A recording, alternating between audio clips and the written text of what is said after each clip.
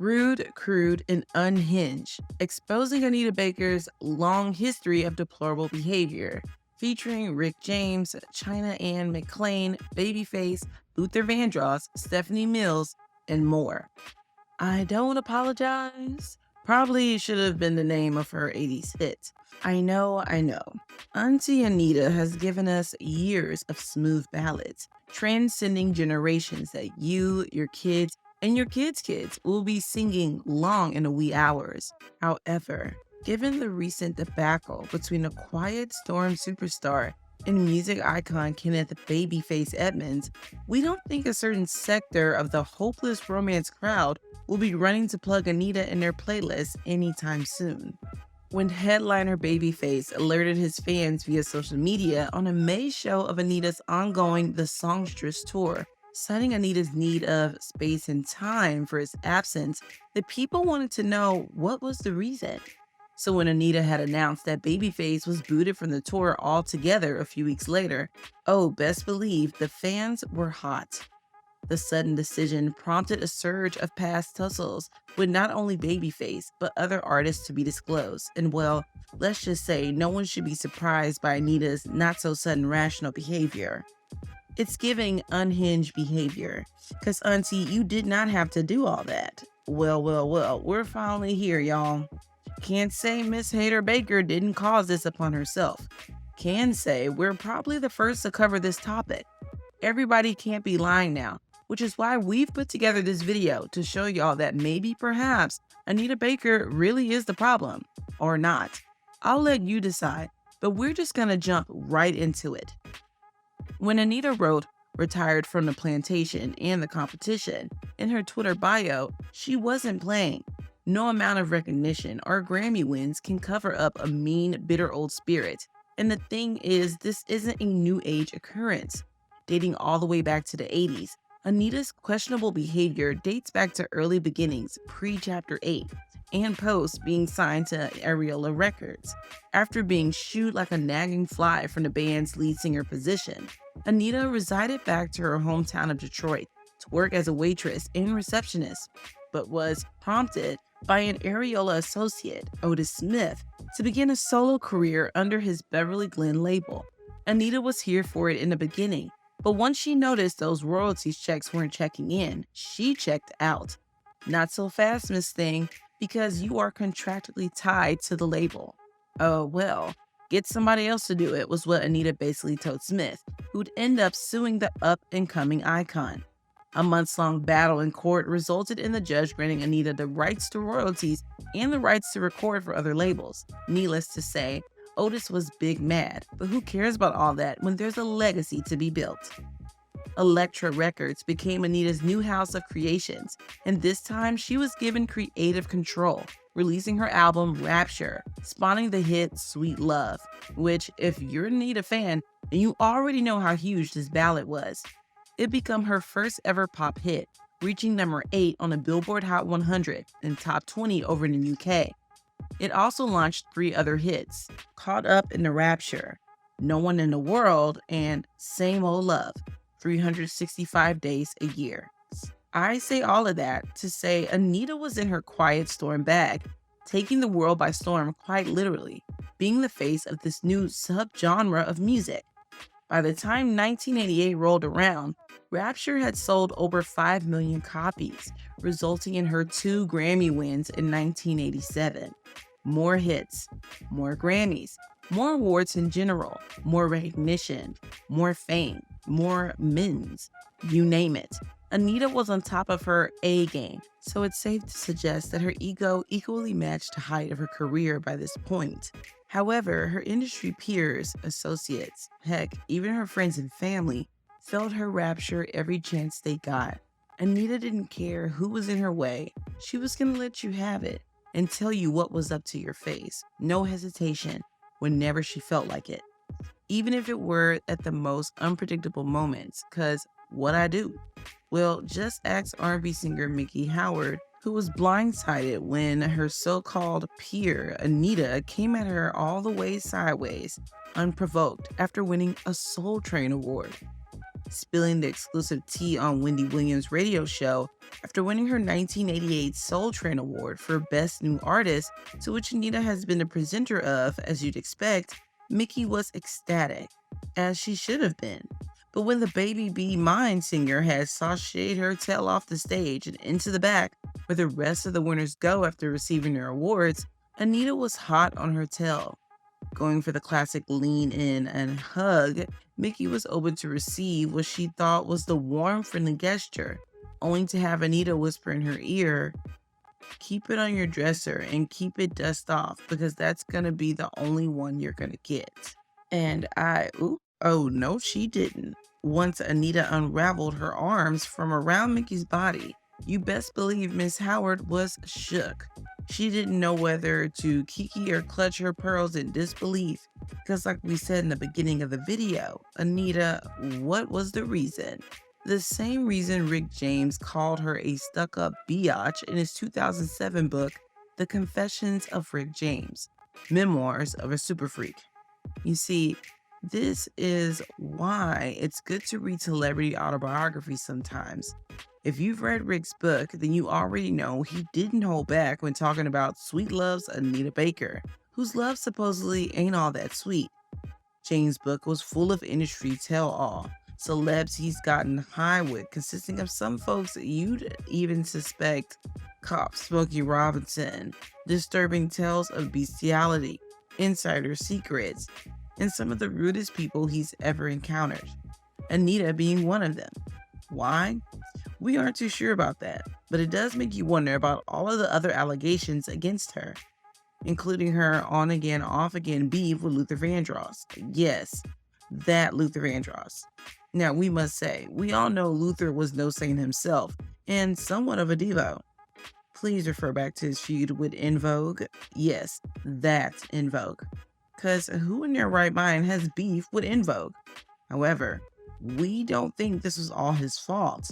Business is business, and that's what their relationship started as, a respectable business union between two big names within the music industry. It was off to a good start after they rehearsed for their duet that was to be performed at the Grammys. Working on a Marvin Gaye and Tammy Terrell track back at Luther's Beverly Hills home, they were all set to kill the stage. That is, until Anita, for whatever reason, changed her mind last minute, failing to show up. But wait, it even gets messier.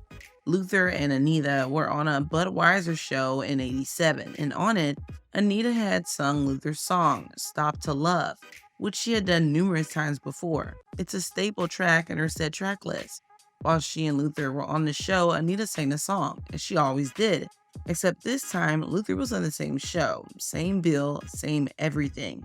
Dude was standing right there watching Anita sing his song and was not here for it. This didn't dead their relationship, but surely set the tone for the rest to come. When Luther was getting ready to record the song I Who Have Nothing, by that point, he and Anita had squashed any little beef they had previously and agreed to duet for the Power of Love album. However, Anita failed to show up yet again, making Luther hotter than bacon grease.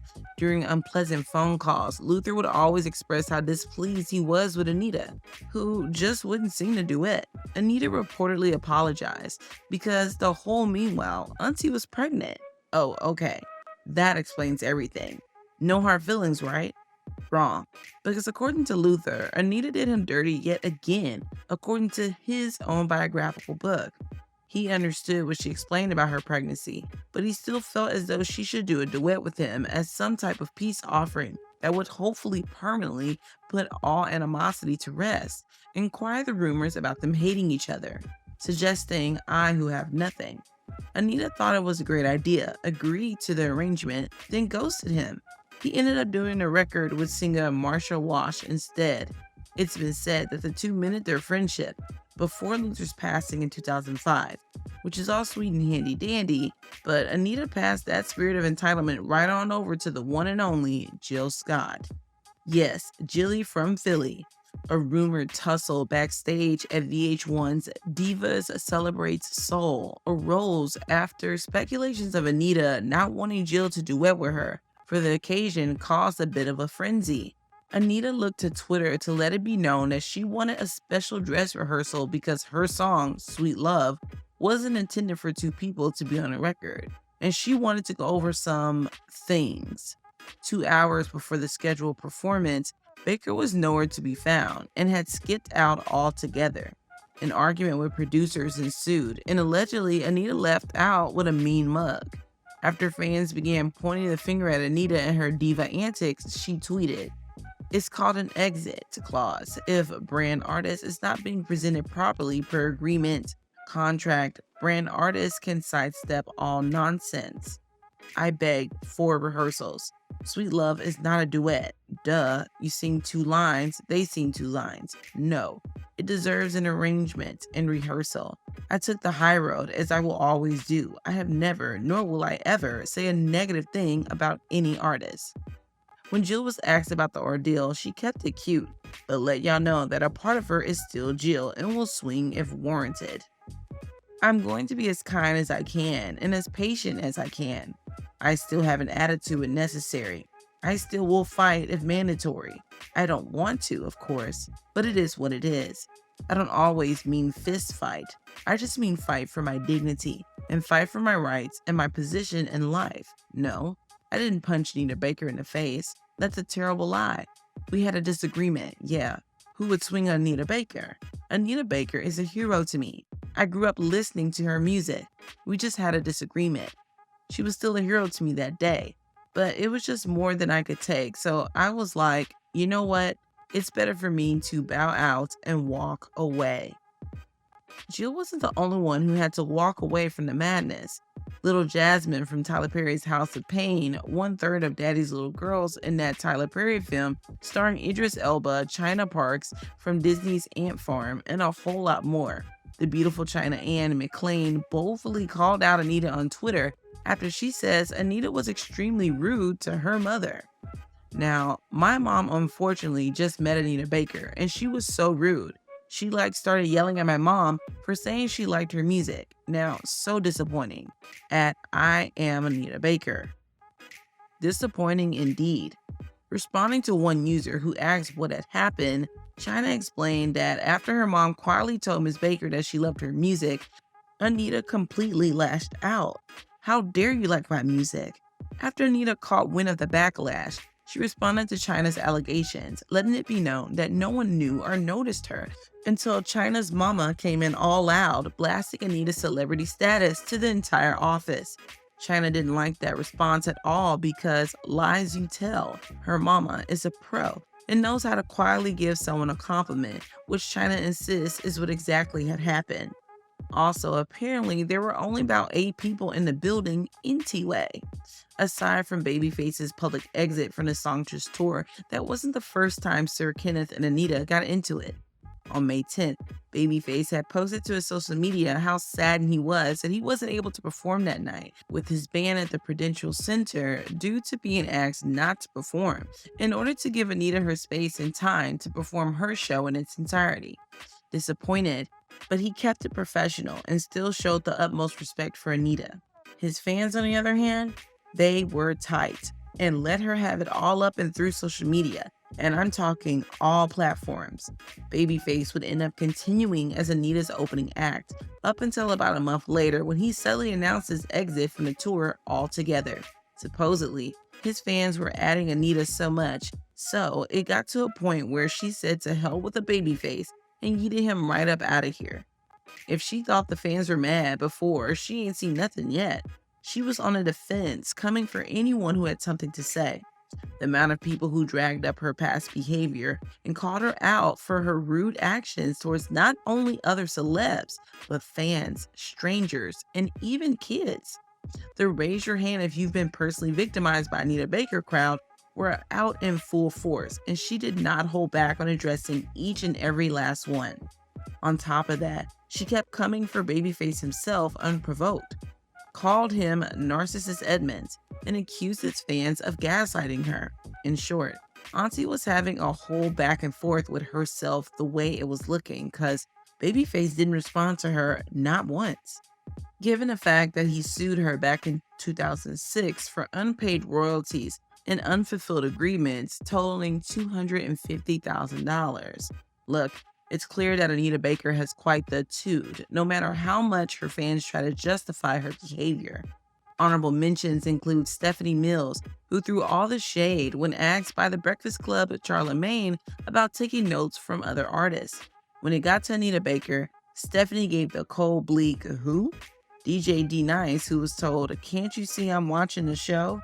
Then given the cold shoulder after a friend had introduced him to her. Mind you, ain't nobody was performing at the time. Social media personality and Grammy Award winning producer Jay Versace told she blocked him after calling her a queen, as well as plenty of other fans and school peers who shared their stories of Anita being less than kind. One person said that Anita looked at her as she was coming into the school building she and Anita's kids both attended and refused to hold the door open for her. Then, once inside, the lady asked Anita where the office was, and Anita refused to answer. Anita Baker is an R&B legend. Her music evokes feelings we didn't even know were there, but her egotistical attitude has surely taken the passenger seat of her legacy, and from what we can tell, she still won't apologize. How do you feel about Anita's history of rude behavior? Let us know your thoughts and opinions down below in the comments, and stay tuned for more true celebrity stories.